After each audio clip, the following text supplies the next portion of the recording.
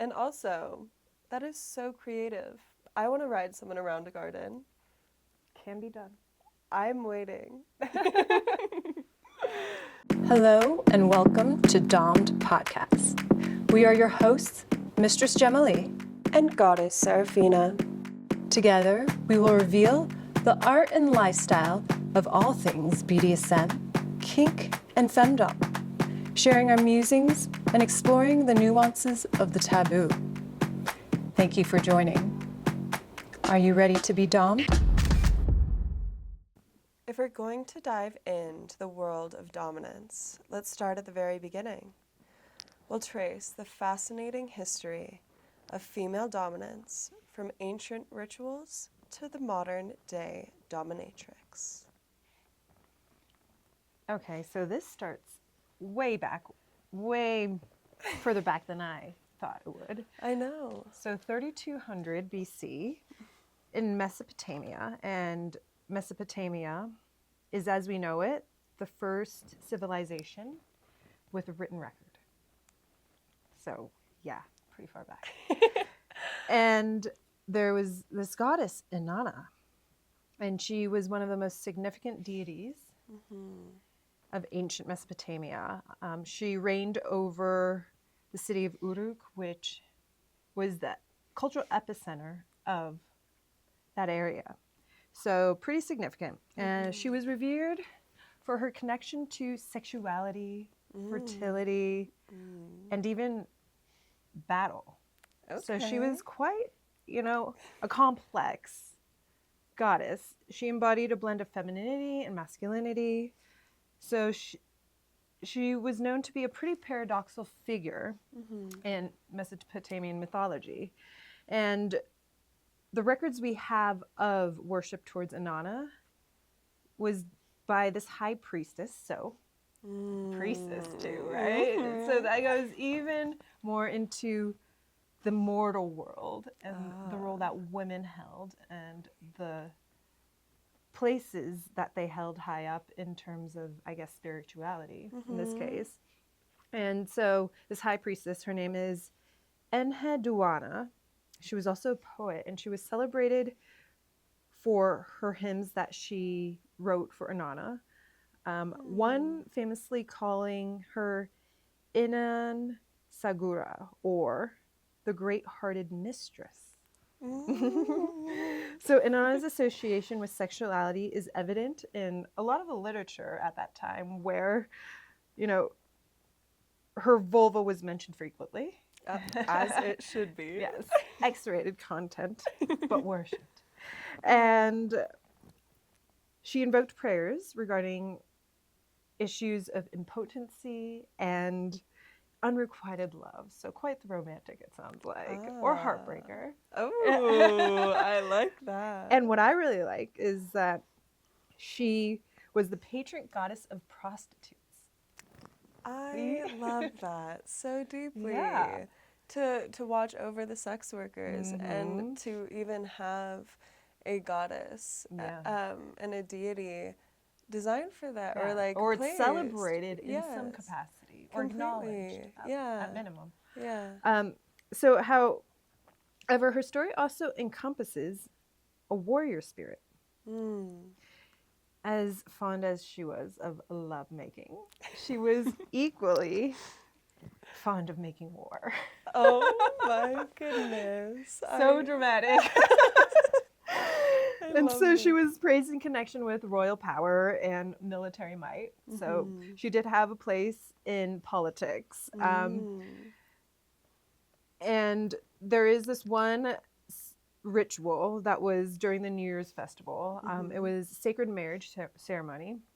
Whether that was a legitimate marriage or just symbolic, I don't think we quite know, but the high priestess would embody Inanna, and the king would embody Dumuzi, which is Inanna's spouse, another deity. And so this sacred marriage kind of underscores the link between the king's power and divine favor. So I guess in a way, Inanna kind of was the intermediary between the god and mortal world. Mm. So I think this really showcases Inanna's influence over politics. Mm-hmm. And throughout the millennia, kings would call Inanna their spouse. So very much a testament to her endearing power. It makes me so happy hearing these stories, just because, well, one, the honoring of the woman, and a powerful woman at that, in society, that, let alone a god. Yes. That is with temples dedicated to her, as they should be. And I think that that blend of the masculine and the feminine, of her love for sex and also her love for war, that it is pretty prevalent that she did have a mastery of both the masculine and the feminine, and then the joining of that together. The segregation wasn't there. And I don't remember where this, I'll paraphrase, but I read something in some ancient culture, and I think there's this theme that's recurring throughout different cultures and throughout time, but it goes something along of, if you want to know or see the truth, you lay with a woman. Something along those lines. I mean, I would like to take some votes. I would like to take some votes and see if that's actually true. I believe so. Ladies and gentlemen. I feel like I've laid with a lady or two, and I have seen some truth. You think? Oh, I know. Oh, I know. Okay, so let's fast forward through time and get to, modern times, 15th century. This one's pretty fun too. Okay. I am excited to hear these bedtime stories. Yes. So we encounter the tale of Phyllis writing Aristotle. Yes, you heard that correctly. So it's a narrative symbolizing female dominance over male intellect. So this legend has it, and it's depicted on water jugs, and it tells of Aristotle, who we know is the great Greek philosopher, who warns his student Alexander the Great about the perils of being distracted by women, specifically Alexander's love, Phyllis. So in hearing this, Phyllis devises a plan to humiliate Aristotle. Could only guess what happens. Hear me. So despite Aristotle's grand wisdom, he succumbs to Phyllis and her powers and her ways, demonstrating how female cunning can triumph over male reason.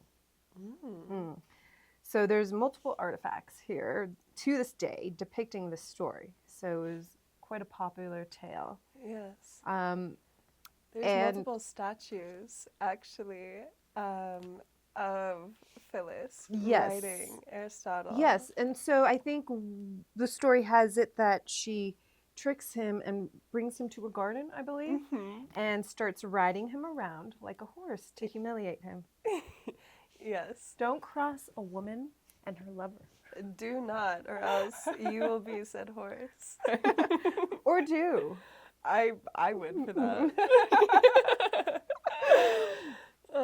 And I really love, specifically the decision, one, the knowledge of Aristotle and Phyllis seeing that, and instead of showing dominance in a physical way or blowing up or yelling at him for taking away her love, that instead... Or meddling. Yeah, meddling with her love, that she was strategic about it, and she knew the weight and the value of his intellect, and it's and that awareness of your mind is your most protected and most favorite part of yourself, and I choose to dominate that even more so than the physical. I mean, it became physical, right? Which I love. It manifested. Oh, of course. Yeah. And also, That is so creative. I want to ride someone around a garden. Can be done. I'm waiting. Where would this said garden be? Like in France, south of France? Okay, so I like really see there's this beautiful, I think that it might be a rose, but I'm a little nervous for the thorns that might be there because of course I care for my sweet subs. And it would be like a little maze. So then they Of wouldn't thorns? No, it would Of be a roses. maze of roses to get to the center, and I have to be the one guiding them. Well, are they blindfolded or you're riding them here? I mean, they're riding them, so Okay, so so, they I can mean, only they just- see too high up. But you put blinders on. They just need to stay focused. Exactly. So I will get to be the one like yeah. directing them Yeah. throughout this. I'm getting a little garden bit of like maze. Alice in Wonderland vibes. Right? Yes. Right? yes. I love it. All right. And I think people may have heard of this one before, but the details are quite interesting. Early 1800s, Mrs. Teresa Berkeley, an English governess, became a well-known figure in the world of domination because she ran a discipline establishment on what was then called Charlotte Street in Marylebone, London. And she became famous for, maybe you've heard it, the Berkeley horse, which she designed and created in 1828. This device allowed clients to be securely attached while being whipped, while also having cutouts for various body parts. So she could then, make pain and pleasure possible simultaneously. Oh my gosh.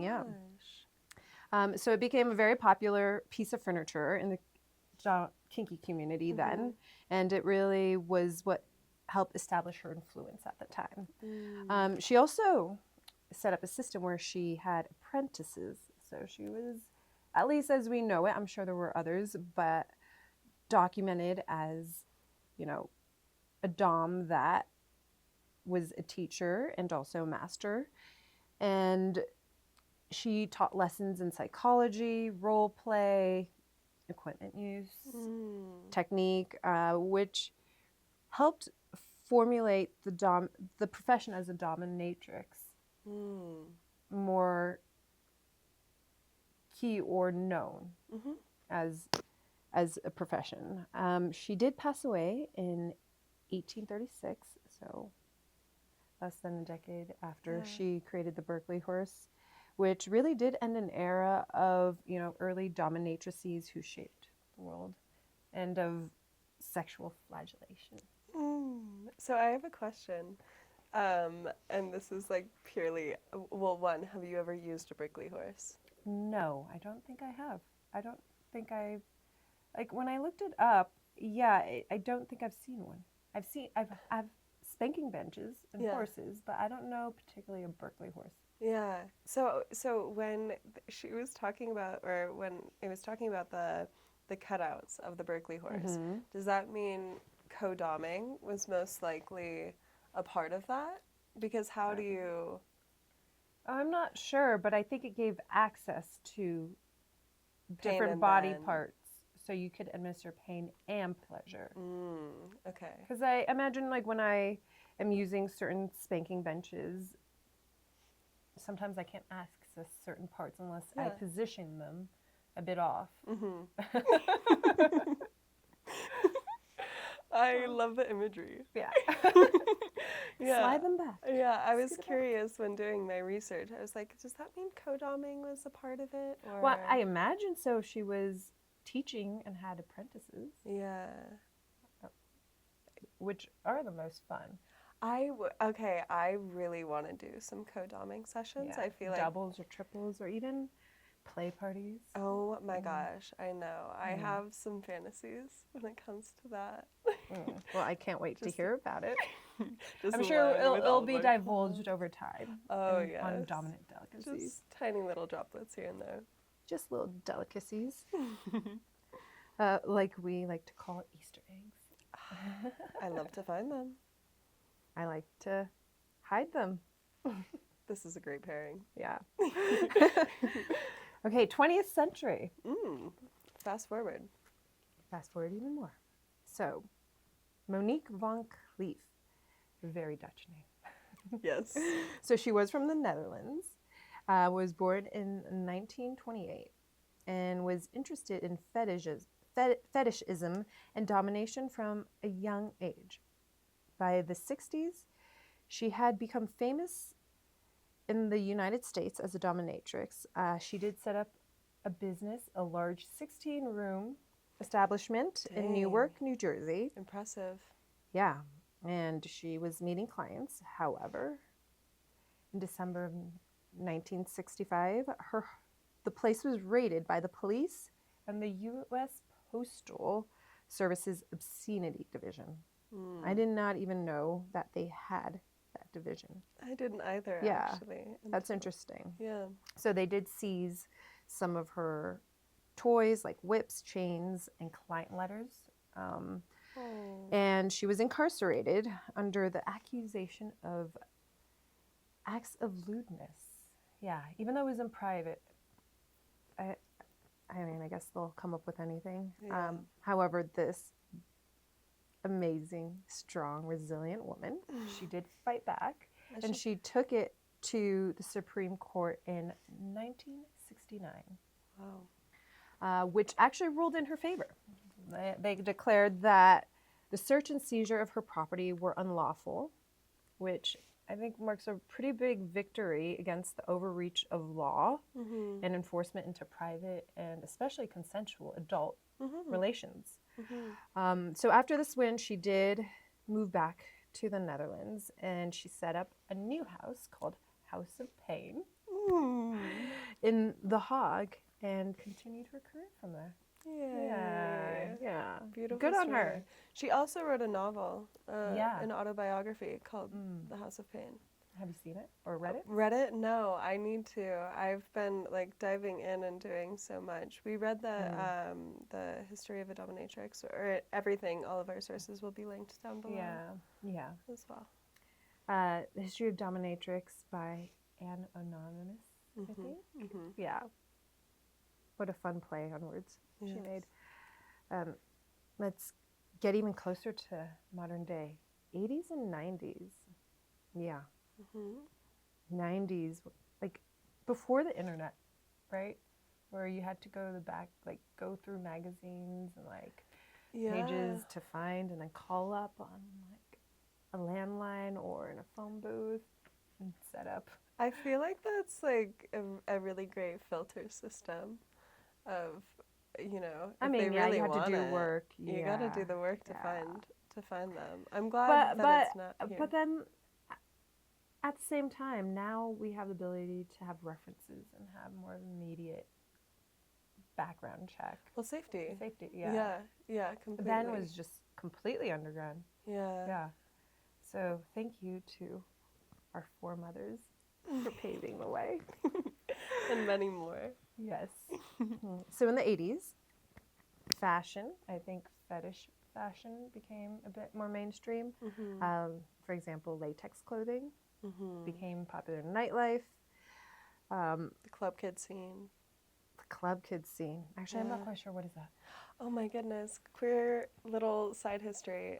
So it's the club kid scene. It originated in New York, but it's a bunch of queers that pretty much their goal, it was like nightlife, and their goal was to be the absolute most outrageous possible. And the club kid scene originates so much of fashion and inspiration, not only the black ballroom scene as well. So they were paired, and it still goes on today. But it was really that formation of outdoing your peer through the reaction was the biggest part. And to have latex come into this, it was a new material that's never like really been seen in pop culture. Right. I mean, it was originally, I think, created in the UK, and it was used for rain gear. The military used it for rain gear. So when men were in the trenches, you know, they weren't getting soggy. I just really want to see that image of a bunch of men in latex all on the Yeah. ground. So yeah, thanks for that little dip into queer culture. Mm-hmm. Yeah, and fashion really does adopt a lot from sex work, and I think that could be a whole different conversation. Yeah, completely. Yeah, so as you said, the shocking style made it a favorite. There were designers like Teresa Coburn who aimed to bring it into the mainstream fashion, and not just for fetish context. It also grew in popularity in the music industry. It was worn by stars like Madonna, Janet Jackson, the Spice Girls. Oh, I do remember the Spice Girls wearing it. When we were doing research, I was like, oh yeah, I do remember seeing that as a kid. Oh, that's so sweet.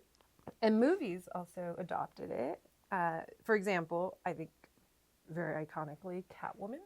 Oh my gosh. Right? And in the 1992 film Batman Returns. I feel like I'm so creatively inspired by that. By Catwoman in particular? Catwoman, yeah. I mean, yeah, I think she is definitely a very influential, and a lot of people's primitive memories of the cat suit and their drawn attraction to kink. Yes, completely. And she was powerful and she was scary, but she was still in the feminine, which I love so much. Like that She was feminine. manipulative. And sly and slinky. Yeah. Yeah. Something really just locked inside of my brain where I was like, I want to be you. And I also want to be with you. And her but also the complexity of her interactions with Batman. Her ability to really get into his psyche. There was this push and pull, this coyness yet directness, and this, I mean, she was Catwoman, and she was playing him like a ball of yarn. Yes, she was, like, to a T. Yeah. And I love that. And I think that it was a way that showed the essence of a dominatrix. Yeah.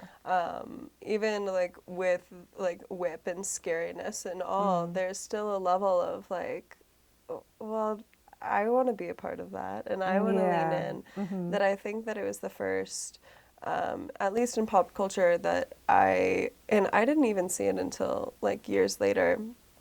And watching that was the first time that I think that it piqued my interest a little much, and also I really wanted to wear her outfit. Oh my gosh, I love bodysuits and catsuits. You look amazing in them as well. Okay, finally. Yes. Present time. Let's talk about it. I think there's a lot that can be unpacked, but we'll try to truncate it. And I'm sure many people have their opinions and views on the current state of kink and sex work.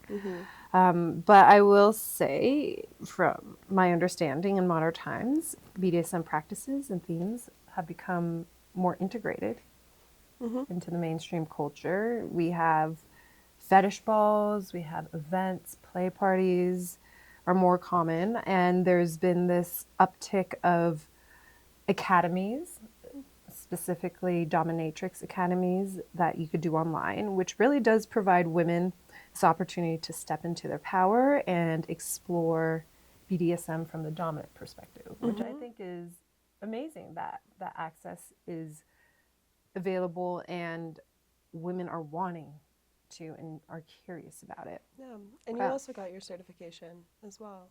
Yeah, so I did take a course, my first introduction into exploring the professional space was with Mistress Damiana's Evolutionary Dominatrix Academy. Shout out to her.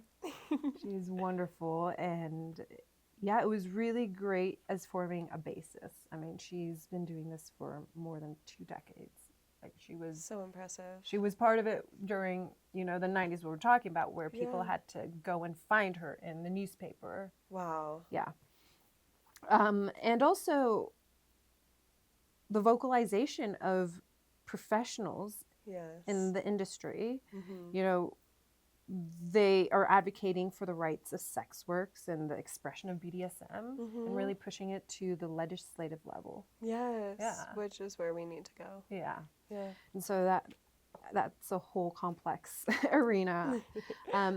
Since 2020, I think there was this pivotal moment where online domination became a lot more popular, Mm-hmm. with people being,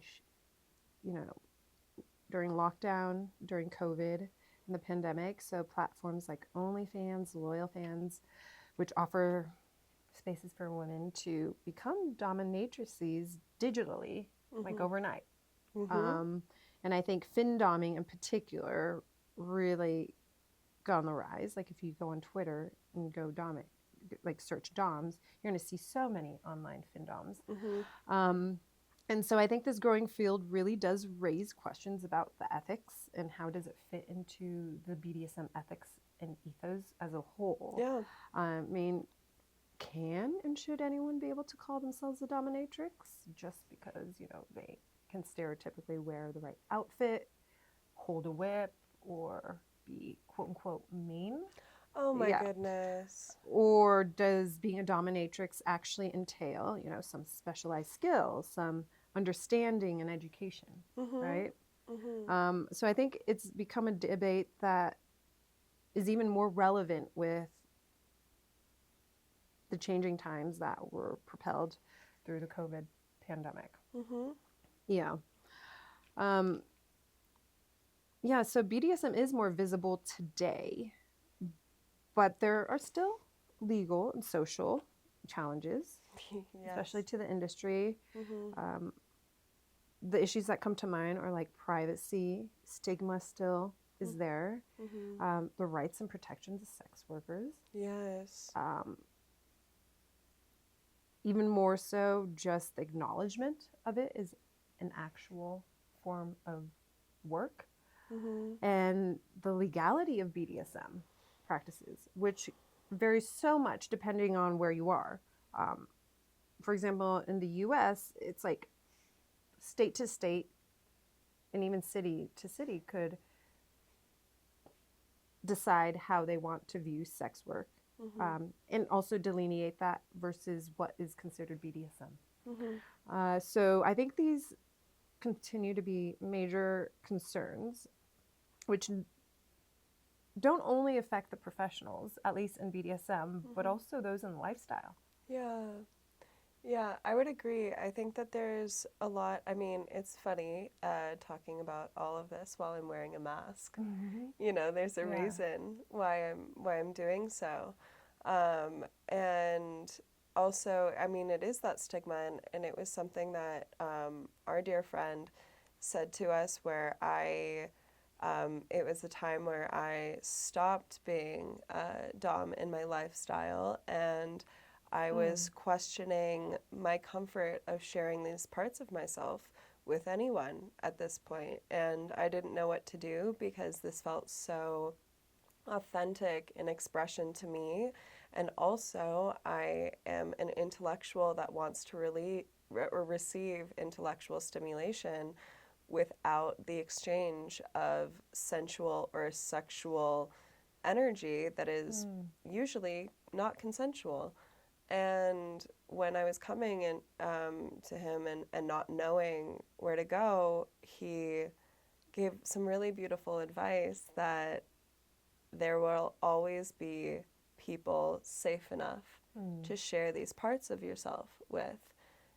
It might not be everyone. Yeah. And you have to be selective with who has the honor of sharing that space with you. Yeah, your energy. Yeah. So, are you saying kink for you is not very sexual? It's just intellectual? No. Well, yes and no. I think that kink for me obviously can be sexual, but I like to describe myself, and it's funny because I don't think that I would describe myself as a sensual dom, even though other people have, that I find myself to be sensually open, but not necessarily sexually open. Yeah. And to have access to me sexually is an honor and a rare occurrence. As it should be. As it should be. Yeah. And yet I do find that sensuality oozes out of my being, whether it is intentional or not. And I spent a very long time trying to extract that from me. And even when I thought I had, it was still being interpreted as such. So I think that it can be sexual, but for the most part, I love the intellect. And I think that we really share that. Yeah. I mean, for me, kink and BDSM, it's all in the mind for me. That's where the biggest turn on is. And I think, as you stated, sexuality can be part of it. It doesn't mean it's sexual, but I think sexuality is a part of it, and it's a big part of our identities just as living creatures. Yes. And so to play with that on a very intellectual level instead of just a physical, and in a very nuanced way, in corners that we may not even be aware of in kink and through kink, is where the nuggets are for me. Oh, I could not agree more. Yeah. And with that, till next time. Thank you for joining our podcast. Did you enjoy being domed? Like, subscribe, and add your worships in the comments. Follow us on all socials linked in the bio below.